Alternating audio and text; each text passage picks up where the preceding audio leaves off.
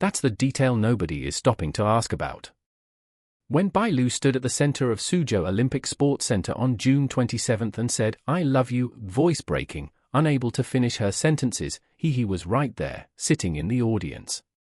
According to reports, she cried.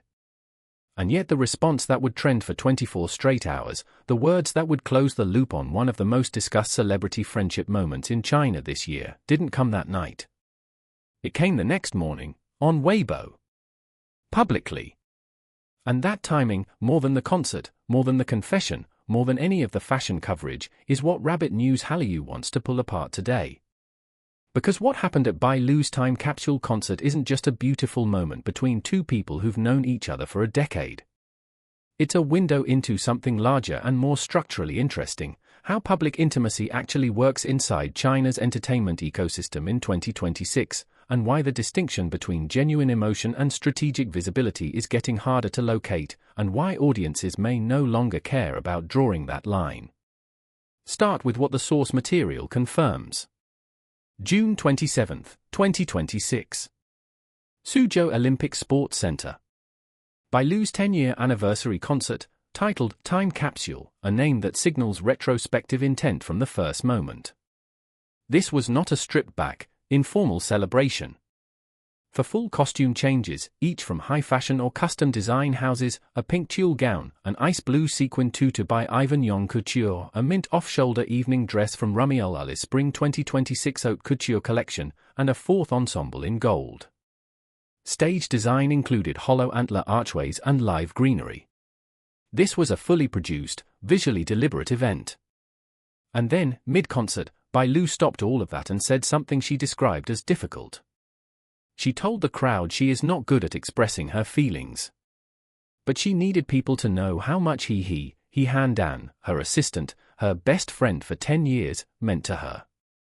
"I'm incredibly grateful you appeared in my life," she said from the stage. "Whether it's the 20th year or the 30th, we'll walk together. I love you." Then she cried. The audience cried. Hehe, sitting somewhere in that arena, reportedly cried too, though no camera captured the moment, attributed in coverage to her characteristically private nature. That last point is worth sitting with.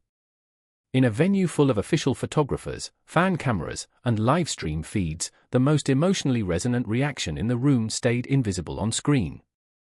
The uncaptured moment nevertheless circulated widely, spread through fan accounts and media coverage, and became a key strand of the night's narrative. It's a fascinating inversion. The absence of documentation didn't diminish the moment's cultural reach. If anything, the fact that it wasn't filmed gave it a quality of privacy that made it feel more real, which is itself a very sophisticated emotional effect, regardless of how it came to be. But here's the detail that actually reframes the whole story. Hehe was in that building. They were in the same space. And the reply that would cap this entire narrative, "Bai Lu, you are really, really, really great. Meeting you is the greatest luck of my life," appeared on Weibo, to millions of people, the following morning. Not backstage. Not in person. Not even that same night. On a public platform, 24 hours later. Now, that could be entirely organic. Hehe may have been too overwhelmed to respond in the moment. She may have needed time to find words that felt adequate, and when the right words came, chose to post publicly because Bai Lu's declaration had been public. That reading is completely plausible, and the sincerity in those three repeated really-ths doesn't require calculation to be genuine. But the structural outcome of that timing is worth naming clearly. The June 27th concert moment generated its first wave, hashtags #BaiLuSaysLoveYouToHe and #BaiLuConfessesToHehe and cried #push to the top of trending lists. Then the conversation held overnight, audiences waiting, wondering. Then June 28th delivered Hehe's response and a second wave, a second trending cycle, a second day at the top of Chinese social media entering the weekend. Two separate events. Two separate peaks. A story that ran for 48 hours rather than burning out after 12. Whether that architecture was deliberate, whether anyone suggested that a public reply would serve the story better than a private one, or that waiting until the next morning would extend the conversation, that is genuinely unknowable from outside, and the source material makes no such claim. What the source material does confirm is the effect a single emotional concert moment became a 48-hour cultural conversation. And that is a notable outcome regardless of how it was produced. What gives this story its real weight, though, is the 10-year history underneath it. Bai Lu and Hehe met in 2018, during what's described as a difficult period in Bai Lu's career. Hehe gave up a job as a kindergarten teacher to move to Beijing to be with her. They shared a basement apartment. They ate instant noodles together. That is not the backstory of a managed image arrangement. That is the story of two people who chose to be in each other's lives when there was no strategic advantage in doing so, and that history gives the concert moment a credibility that no amount of PR planning could fully manufacture. Bai Lu has said publicly, and said again on June 27, that she struggles to express emotions. The decision to say, "I love you" from a concert stage, in front of an arena, on microphone, with cameras rolling, represents a real rupture in her own stated comfort zone. The cost of that rupture is visible in how she delivered it, unable to get through the words without breaking down. That's not performance. Or if it is, it's performance that required something genuine as its source material. And Hehe's reply, for all its brevity, carries the specific weight of someone who understands exactly what it cost the other person to say it.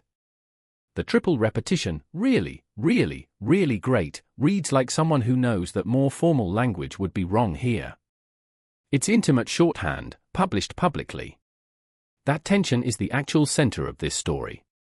Not the declaration, not the response, but the space between private loyalty and public broadcast, and how fluently these two women move between them. What we're watching, in real time, is celebrity friendship becoming a genre of its own in Chinese entertainment. Not shipping, not tabloid speculation, something different. A performance of genuine intimacy that audiences actively choose to witness, and whose power comes precisely from the uncertainty about where the authentic ends and the strategic begins. The 10-year backstory, the basement, the instant noodles, the abandoned teaching career, those details don't live in press releases. But they are now part of how millions of people understand what Bai Lu's decade in this industry actually looked like behind the rummy Ali couture and the custom tulle gowns. The 24-hour gap didn't weaken this story. It gave the audience time to wait, and when the response finally landed, it hit harder than an immediate reply could have. That's a function of how human emotion works, and also a function of how social media attention cycles work.